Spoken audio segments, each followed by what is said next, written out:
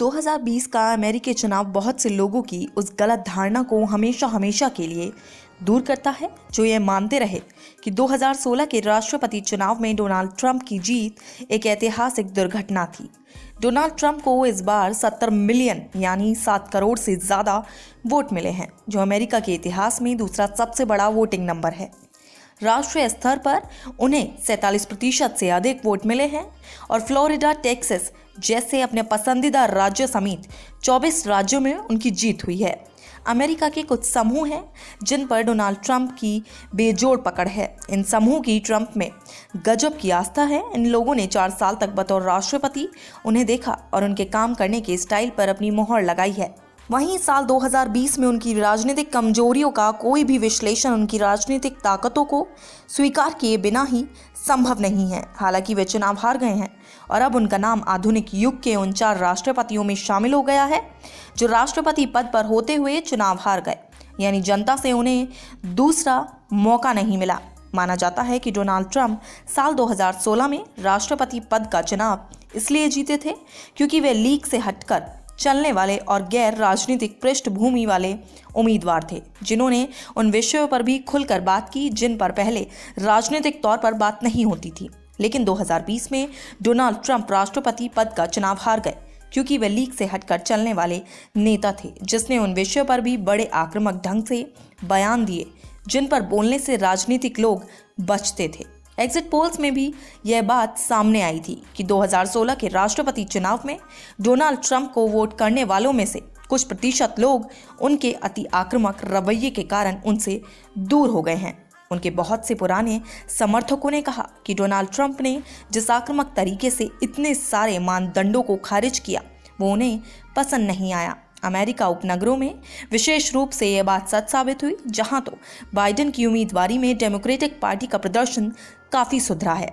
विशेष रूप से उपनगरों की महिलाओं में डोनाल्ड ट्रंप को लेकर काफी नाराजगी सुनने को मिली थी और शायद इसी वजह से पेंसिल्वेनिया, मिशिगन, विस्कॉन्सिन में जीत के साथ साथ एरिजोना और जॉर्जिया में भी जो बाइडेन को बढ़त हासिल हुई। 2020 के राष्ट्रपति चुनाव में हमने फिर से वह देखा जो हमने 2018 के मध्यावधि चुनावों में देखा था कि अधिक उच्च शिक्षित रिपब्लिकन, जिनमें से कुछ ने 4 साल पहले डोनाल्ड ट्रंप को वोट दिया था, पर इनमें से कई लोगों को लगने लगा कि डोनाल्ड ट्रंप बहुत ही आक्रामक तरीके से कई मानदंड खारिज कर रहे हैं, जिसके कारण उनका मन खराब हुआ। फिर नस्लीय तनाव का मजाक बनाना, ट्विटर पर नस्लवादी भाषा का इस्तेमाल करते हुए काले लोगों को बदनाम करना और जिन मौक़ों पर गोरे वर्चस्ववादी लोगों की एक राष्ट्रपति द्वारा आलोचना की जानी चाहिए थी, वहां चुनी हुई चुप्पी बनाए रखना डोनाल्ड के खिलाफ गया। लोगों ने यह भी नोटिस किया कि डोनाल्ड ट्रंप बीच बीच में व्लादिमीर पुतिन जैसे सत्तावादी नेताओं की प्रशंसा करते हैं। साथ ही यह भी कि उन्हें जो लोग समझ नहीं आते उन्हें वो भद्दी उपाधियां दे देते हैं, जैसे उन्होंने अपने पूर्व वकील माइकल कोहने को एक बार चूहा कहकर बुलाया। उनकी इस भाषा से भी काफ़ी लोगों को आपत्ति थी।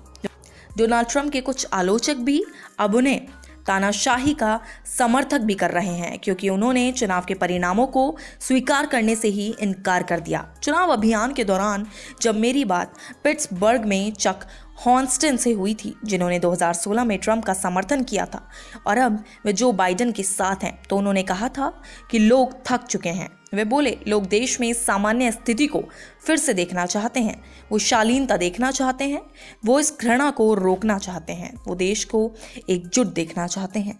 और ट्रंप की वजह से लोगों में जो ये भावना आई है, उसी की वजह से जो बाइडेन राष्ट्रपति पद का चुनाव जीतेंगे।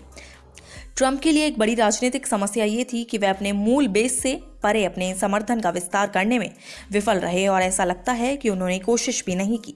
साल 2016 में वो 30 राज्य जीते थे, पर उन्होंने अक्सर ऐसे शासन किए जैसे वे केवल रूढ़िवादी अमेरिकी लोगों के राष्ट्रपति हों। उन्होंने उन 20 राज्यों के लोगों को कभी अपनी ओर लाने का मजबूत प्रयास नहीं किया जिनमें हिलेरी क्लिंटन को ज़्यादा वोट मिले थे। यही वजह है कि डोनाल्ड ट्रंप के आलोचक उन्हें बीते 100 वर्षों के सबसे विभाजनकारी राष्ट्रपति के तौर पर भी संबोधित करते हैं। 4 थका देने वाले वर्षों के बाद बहुत से अमेरिकी मतदाता चाहते थे कि उनकी पृष्ठभूमि में एक ऐसा राष्ट्रपति हो जो व्हाइट हाउस में रहे और अधिक परंपरागत तरीके का व्यवहार करे। लोग नाम लेकर की जाने वाली बयानबाजी, धमकाने वाली भाषा और निरंतर जारी रहने वाले टकराव से थक चुके थे। वे किसी भी तरह की सामान्य स्थिति में वापसी चाहते थे। हालांकि उनके पक्ष में यह संभावना भी शुरू से ही थी कि इस बार के चुनाव में वे 2016 की तरह नए उम्मीदवार नहीं बल्कि पद पर बैठे राष्ट्रपति थे, जिनका दूसरी बार जीतने का रिकॉर्ड रहा। वहीं दूसरा पहलू यह था कि ट्रंप हिलेरी क्लिंटन की खराब छवि बनाए पाए थे, पर जो बाइडेन के साथ ऐसा करना आसान नहीं था। यही वजह थी कि डेमोक्रेटिक पार्टी ने राष्ट्रपति पद के उम्मीदवार के तौर पर उनका नाम फाइनल किया। 77 वर्षीय जो बाइडेन ने भी काम बखूबी किया, बिना किसी गलती के किया। इसी वजह से जो बाइडेन अमेरिकी की रस्ट बेल्ट में भी रिपब्लिकन पार्टी को सेंध लगाने में सफल हुए।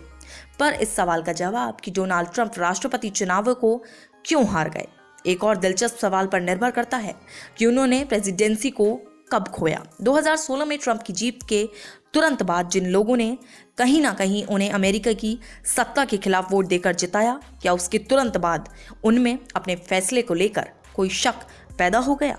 आखिरकार उन्हें वोट देने वाले कई लोग तो उनकी जीत की उम्मीद ही नहीं कर रहे थे।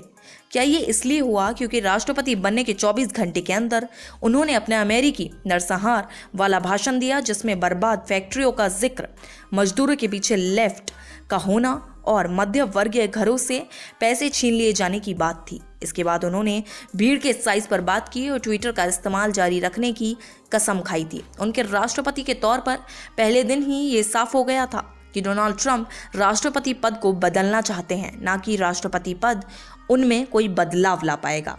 क्या यह धीरे धीरे बढ़ता गया? कई निंदनीय घटनाओं का प्रभाव, घटिया बयानबाजी, स्टाफ के कई लोगों का छोड़ जाना और अराजकता, या फिर कोरोना वायरस संकट के उनके राष्ट्रपति कार्यकाल को निगल लिया। जब तक ये संकट नहीं आया था तब तक ट्रंप मजबूत राजनीतिक स्थिति में दिख रहे थे। वे महाभियोग केस में भी बच निकले थे। उनकी अप्रूवल रेटिंग भी 39% थी। वे मजबूत अर्थव्यवस्था और अपने कार्यकाल का प्रचार कर सकते थे और अमूमन ये दोनों फैक्टर किसी राष्ट्रपति को दूसरा कार्यकाल दिला ही देते। वहीं राष्ट्रपति चुनावों में एक सवाल अक्सर सामने आता है कि क्या देश पिछले 4 साल की तुलना में बेहतर हुआ? कोविड के बाद आर्थिक संकट भी आया, जो जाहिर है ट्रंप का केस कमजोर हो गया। लेकिन ये कहना भी गलत होगा कि ट्रंप को कोरोना वायरस की वजह से हारना पड़ा।